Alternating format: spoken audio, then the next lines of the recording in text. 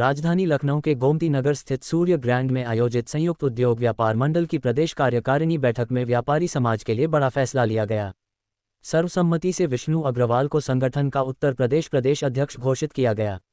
बैठक में प्रदेश भर से व्यापारी नेता बड़ी संख्या में शामिल हुए। मुख्य एजेंडा प्रदेश पदाधिकारियों का चुनाव और संगठन का प्रदेश स्तर तक विस्तार रहा। नवनियुक्त प्रदेश अध्यक्ष विष्णु अग्रवाल ने कहा, अब व्यापारी केवल करदाता नहीं रहेगा बल्कि राजनीति में अपनी हिस्सेदारी भी सुनिश्चित करेगा। व्यापारी समाज अर्थव्यवस्था का सृजन कर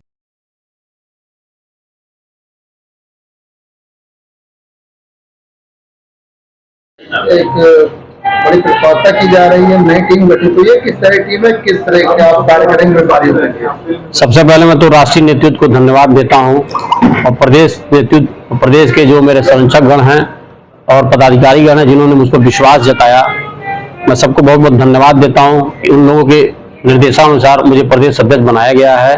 इस संयुक्त उद्योग व्यापार मंडल का मुख्य उद्देश्य, संगठन का मुख्य उद्देश्य प्रदेश में व्यापारियों की राजनीति में भागीदारी निश्चय करना है और ये निर्णय लिया गया है कि व्यापारी जो इस अर्थव्यवस्था का सृजन करता है उसको राजनीति में भागीदारी होनी चाहिए और इसी कारणों से हम लोगों ने प्रदेश में इसका गठन किया गया है। प्रदेश के करीब 30 जिलों में इसका गठन हो चुका है। ये घोषणा हर जिलेवार की जाएगी और 75 जिलों में हम लोग का पूरा लक्ष्य है कि हर जिले में इस संगठन का गठन किया जाएगा।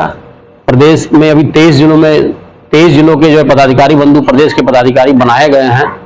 हमारे संरक्षक और हमारे प्रभारी आदरणीय श्री भोला अग्रहरी जी भी जो हम लोग के मार्गदर्शक हैं, आपके नेतृत्व में इस टीम की गठन की गई है। और भी संगठन है, व्यापारी संगठन है, आपके संगठन की क्या प्राथमिकताएं रहेंगी व्यापारियों के लिए?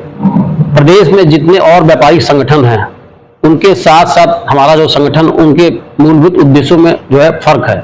अभी तक जितने प्रदेश में व्यापार मंडल है सब अपने हिसाब से काम कर रहे हैं, सभी व्यापारी के हितों के लिए ही काम कर रहे हैं। लेकिन हमारा जो उद्देश्य है व्यापारी को संगठित करना, हमारा जो उद्देश्य है कि जो और प्रदेश के संगठन नहीं कर पा रहे हैं, जो सिर्फ अपने उद्देश्य की प्राप्ति के लिए संगठन में बने रहे हैं, हमारा उससे विपरीत ये संगठन बनाया गया है। इसका सिर्फ एक कारण है कि व्यापारियों को राजनीतिक रूप से मजबूत करना और व्यापारियों के हितों की रक्षा करना। व्यापारी किसी भी तरह से व्यापारी की उत्पीड़न होता है उसकी सुरक्षा करना। हालांकि प्रदेश सरकार जब से भाजपा की आई है तब से व्यापारियों को बहुत सुरक्षा मिली है। व्यापारी अपने आप को बहुत स्वतंत्र महसूस कर रहा है। मैं इसकी भूरी प्रशंसा भी करता हूं प्रदेश सरकार की। बावजूद इसके कि हम, चूंकि व्यापारी इस देश की अर्थव्यवस्था की रीढ़ की हड्डी होता है और कहीं न कहीं व्यापारी को राजनीति में हिस्सेदारी होनी चाहिए और इस राजनीतिक हिस्सेदारी से सबसे बड़ा फायदा यह होगा कि व्यापारी देश को एक साथ संजो करके रखने वाला सृजनकर्ता जो है, उससे और राष्ट्र मजबूत होगा। व्यापारी हमेशा जो है राष्ट्र को मजबूत करने के लिए सदैव तत्पर रहता है।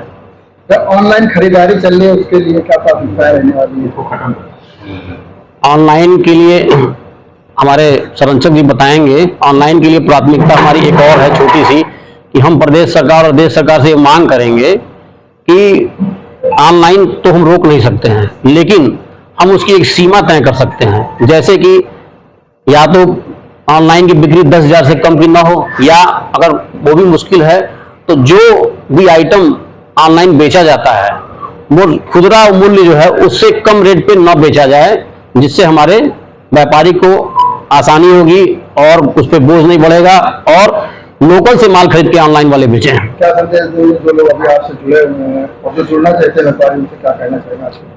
हम उनको संदेश यही देना चाहते हैं कि आप इस संगठन को पूरी तरह से पूरे प्रदेश में अपने अपने जिले में जा करके गांव-गांव, मोहल्ले और गठन करें, मंडल के हिसाब से गठन करें, विधानसभा के हिसाब से गठन करें और संगठन को मजबूत बना के अपनी जो रूपरेखा है, अपना जो उद्देश्य है वो जन जन व्यापारी तक पहुंचाएं और व्यापारियों की मदद करें। कहीं भी उनकी कोई समस्या है उसके लिए सदैव तत्पर हम लोग हैं, प्रदेश से हम लोग तत्पर हैं। बाकी हमारी सारी बात हमारे मुखिया आदरणीय श्री भोला अग्रहरी जी आपको बता। परिचय देते बताइए, आज जो नई टीम आपकी व्यापारियों की गठित हुई है, क्या प्राथमिकता रहने वाली आने वाले समय व्यापारियों के लिए? देखिए, व्यापारी आपकी जैसे कि हमारे अध्यक्ष जी ने बताया है, मैं प्रभारी हूँ, संयुक्त व्यापार मंडल का संरक्षक भी हूँ।